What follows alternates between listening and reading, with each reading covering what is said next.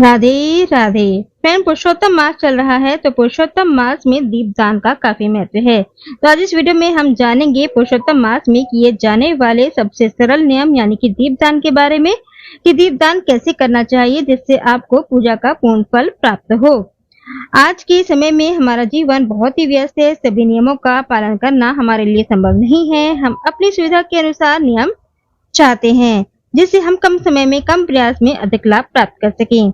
ऐसा ही एक नियम है दीपदान का नियम। तो आइए जानते हैं। हरे कृष्णा, राधे राधे। स्वागत है आपका कन्हैयाश्वरी की आध्यात्मिक यात्रा में। दीपदान का अर्थ यहाँ दीपक का दान करना नहीं है। दीपदान का अर्थ यहाँ पर दीपक प्रज्वलित करना है।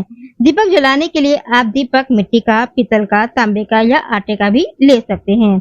आप दीपक में रुई की बाती, कलावे की बाती या कच्चे सूत की बाती भी ले सकते हैं।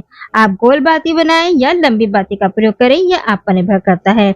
अब बात आती है कि दीपदान हम किस में करें, घी में या तेल में। यह आप पर निर्भर करता है। देसी गाय का घी हो तो बहुत ही उत्तम है। तिल के तेल, चाहे तो सफेद तिल का तेल हो, चाहे काले तिल का तेल हो या चमेली का तेल हो, या फिर आप शुद्ध सरसों के तेल में भी दीपदान कर सकते हैं। भगवान की पूजा में हमें कोई बंधन नहीं है। आपकी जैसी योग्यता हो आप वैसे ही प्रभु के लिए दीप जलाएं, या फिर आप अलग अलग दीपक में अलग अलग प्रकार के तेल या घी का इस्तेमाल भी कर सकते हैं। जैसे कि आप 5 दीपक प्रज्वलित करते हैं तो आप किसी में घी डाल सकते हैं और किसी 2 दीपक में सरसों का तेल या तिल का तेल भी डाल सकते हैं। कभी भी घी और तेल को मिक्स करके ना जलाएं। या तो घी का जलाएं या फिर तेल का दीपक जलाएं। घी और तेल को मिक्स करके दीपक आपको नहीं जलाना चाहिए। अब इसके बाद संशय यह होता है कि कितने दीपक प्रज्वलित किए जाएं। आप प्रतिदिन 5, 7, 9 दीपक प्रज्वलित कर सकते हैं। जैसे कि जो लोग रोज 2 दीपक जलाते हैं वह कम से कम 5 दीप तो जरूर ही जलाएं। जो लोग अन्य दिनों में दीपदान नहीं कर पाते हैं वह लोग अधिक मास में कम से कम 1 दीपक जरूर जलाएं। यह दीपक आपको कहाँ पर जलाना है? आप अपने घर के मंदिर में, बाहर किसी मंदिर में, शिवालय में, घर के मुख्य दरवाजे पर, देव वृक्षों के नीचे, नदी के किनारे, घर की छत पर या फिर किसी एकांत में बने हुए मंदिर में भी आप दीपदान कर सकते हैं। दीपक की संख्या आप पर निर्भर करती है। आप 33 दीपदान भी प्रज्वलित कर सकते हैं। आप चाहे तो रोज 33 दिए भी जला सकते हैं, या फिर एक ही दिए में आप 33 बाती लगाकर भी एक साथ दीपदान कर सकते हैं। अधिक मास में आपको पूजन के अलावा अलग से दीप जलाना है। जैसे कि आप रोज एक दीप अपने मंदिर में, अपने मुख्य द्वार पे तुलसी जी पे जलाते हैं तो आपको एक दीपक अलग से पुरुषोत्तम भगवान के लिए लगाना है। यानी कि आपको 4 दीपक जलाने हैं। दीपदान आपको ब्रह्म मुहूर्त में प्रातःकाल सूर्योदय से पहले या फिर सायंकाल सूर्य अस्त के बाद करना है। आप दीपक जब भी जलाएं तो दीपक सीधे जमीन पर ना रखें। दीपक के नीचे फूल, तिल, चावल, गेहूं या कोई अनाज या प्लेट रखें। यदि हो सके तो आप रोज नया दीपक जलाएं। नया मिट्टी का दीपक लें। यदि मिट्टी का दीपक ना हो तो आप आटे का दीपक भी बना सकते हैं। बस आटे में नमक नहीं होना चाहिए और आटा नया होना चाहिए, यानी कि बचे हुए आटे का आपको प्रयोग नहीं करना है।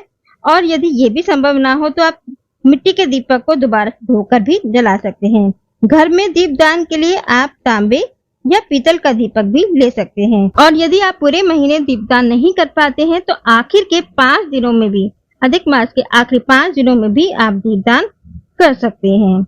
उसके लिए आप हर रोज 10-10 दीपक भी जला सकते हैं, या फिर एक दीपक में ही अधिक मास के आखिरी दिन 33 बाती लगाकर भी आप दीपदान कर सकते हैं। तो जैसे आपकी सुविधा हो वैसे ही आप कर सकते हैं।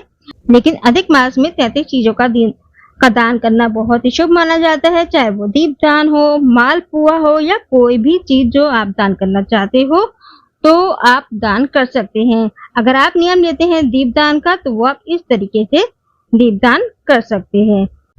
अधिक मास में तुलसी दीपदान का भी विशेष महत्व बताया गया है। मान्यता है कि इस मास में किए गए छोटे छोटे पुण्य कार्य भी कई गुना फल देते हैं। ये उपाय आप एकादशी, द्वादशी और पूर्णिमा के दिन भी कर सकते हैं। अब आ रही है अधिक मास की पूर्णिमा तिथि, तो आप उस दिन भी तुलसी की सूखी लकड़ी का दिया जला सकते हैं। तो आइए जानते हैं तुलसी की सूखी लकड़ी से दीपदान करने का सरल तरीका और उससे जुड़ी सावधानियां। सबसे पहले तुलसी की सूखी लकड़ियां ले लीजिए और उन्हें छोटे छोटे बराबर आकार के टुकड़ों में काट लीजिए।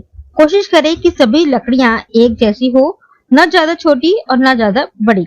थोड़ी मोटी लकड़ी ले ताकि दीपक ज्यादा समय तक अच्छे से जल सके।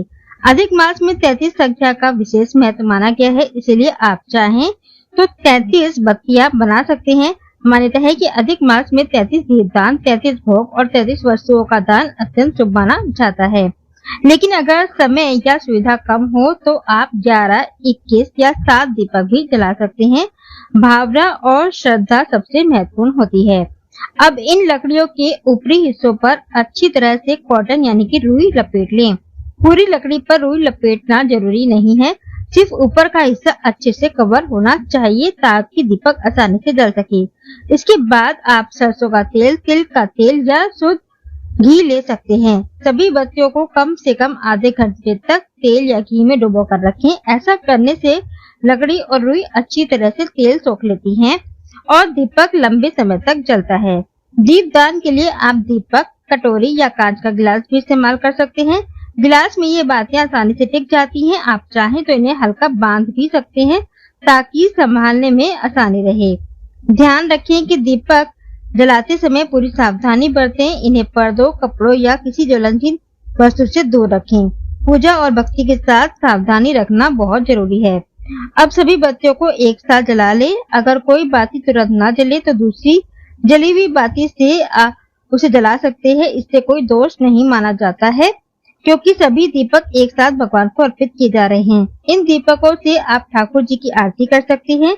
विशेष रूप से एकादशी, द्वादशी और पुण्यतिथि पर तुलसी दीपदान करना अत्यंत शुभ माना गया है। आप यह दीपदान तुलसी माता के सामने, पीपल वृक्ष के नीचे, आंवले के पेड़ के पास या किसी नदी के तट पर भी कर सकते हैं। अधिक मास में तुलसी दीपदान करने से घर में सकारात्मकता आती है और भगवान विष्णु और माता लक्ष्मी जी की कृपा प्राप्त होती है।